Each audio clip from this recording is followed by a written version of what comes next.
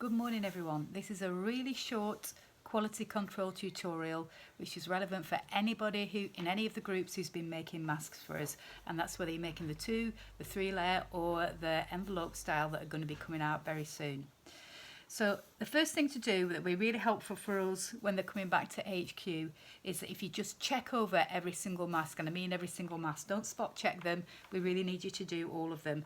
And one of the first things to look out for is checking your stitching.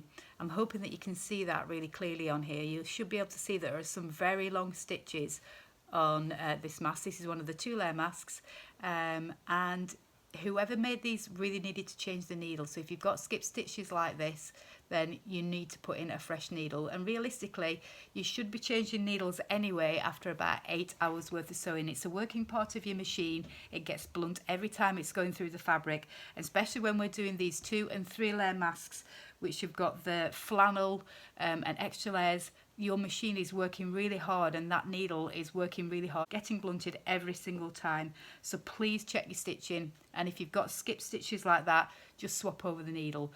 Those of you that got deliveries on Tuesday were offered a pack of needles, and we'll continue to do that. If you specifically want some and you want to try some heavier needles, the ones we're using are size 14. I can't remember what the metric of that is. 14 is the imperial designation. If you want to try 16 or an 18 on your machines, then please just request that. I do have some in stock at the shop, and just request that when you put your order in for new packs. Same for thread. If you're getting really low on the basics, natural white or black thread, just ask for them on your requisitions form and we'll do the best to fulfill those orders. So first thing then, if you need to, change your needle. Second thing is, can you please make sure that all the knots are definitely on the inside when they come back to us. If you've been really good with your casing, the allowance for your casing, and managed to keep it down to a centimetre, you can potentially get away with not actually having to stitch the elastic in, because if you pull it down far enough and you catch it under one of these joints where the pleats are, it's very unlikely to pull out. If you've been giving yourself a bit of leeway and giving yourself a slightly wider allowance, then you will need to secure them with the stitching. And I really like Ruth's suggestion, which she suggested yesterday on the Maskers group, that if we want these to be easy to repair, then why don't we use a contrasting thread to stitch in the elastic. So I've done that here and I've made it really simple. I've just used the button stitch. So if you were sewing a button on with your sewing machine, you do that with a single side to side stitch, static, so it's not moving through your machine. Most of the machine should have a button stitch. If not, you can just reset your stitch length to 0 and put it on the widest zigzag side to side stitch, and it'll just do stitch in place for you. It doesn't even matter if that catches the elastic. This one hasn't caught the elastic, but what it does is closes up that gap, which means it's very difficult for the knot to get past.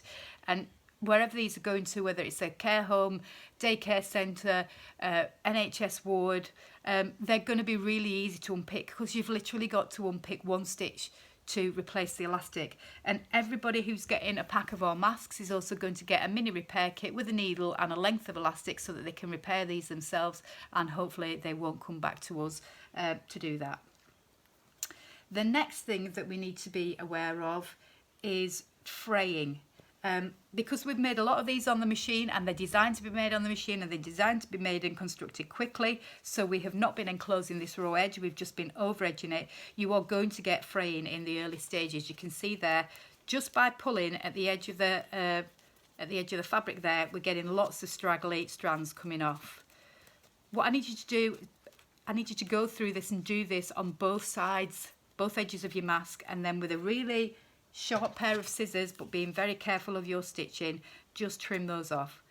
It means that the person wearing them is not going to get irritated by any fraying threads, and when they go through the wash, we've already preempted this, and they shouldn't get any further fraying, because this is just the little bits of thread that we've cut through that haven't been enclosed and caught in by either your over edging stitch. If you've done it on an overlocker, you're very unlikely to need to do this, because obviously those of us that have overlockers know that they cut and bind in all the edges. That's the advantage of them. But most of us are working on sewing machines, because these are designed to be done on sewing machines. So please just check all the ends, pull off those frayed edges. You can see now that I've done it very little is coming off there, so they're not going to get any more fraying, and we're not going to get any complaints about that coming back to us. And then the final thing, you need a really sharp set of eyes for this. Well, in some cases, if you've got any small bits of straggly thread, again, sharp set of eyes, sharp pair of scissors, and just trim off anything that's loose.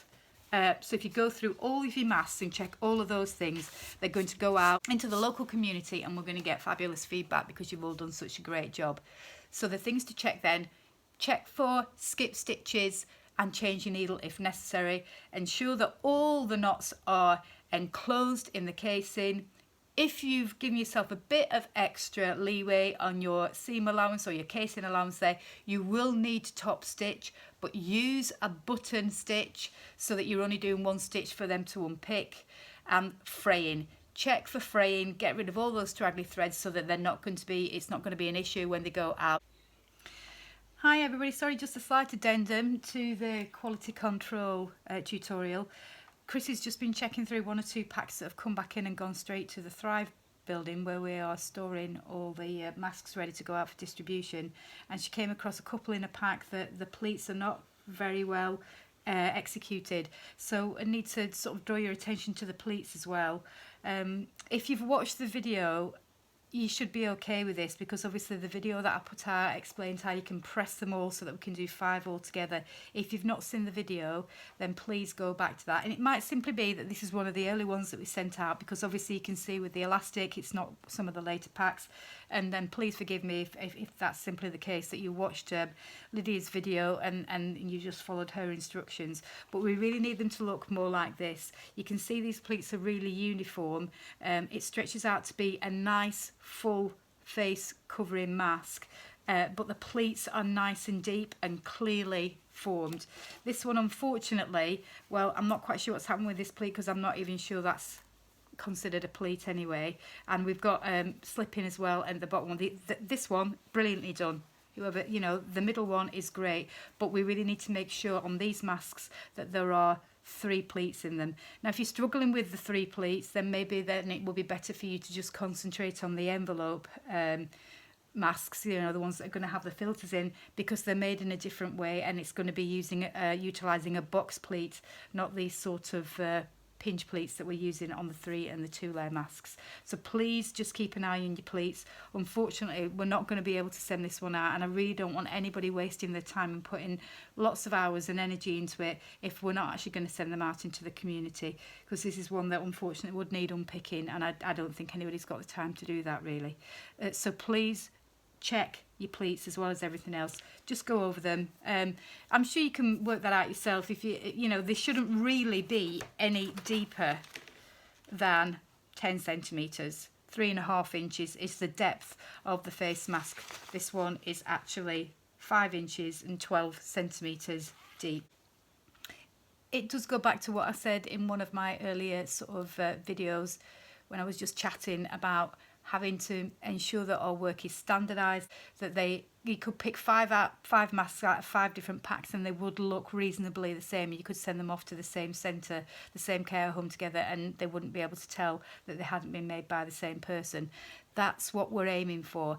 They need to look uniform. So when you've done that and checked through them all, and you're ready to pack them away in their green bag, if they're the 3-layer masks, brown bag if you've been working on the filter masks, and we now have cream satin bags for the 2-layer masks.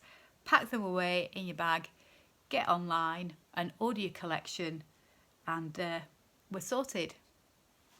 Thank you very much for your hard work. You're all doing a really good job, and it's going to be really appreciated by members of our local community. I'm just going to sign off now with my newly invented catchphrase, we're so better together. Thank you.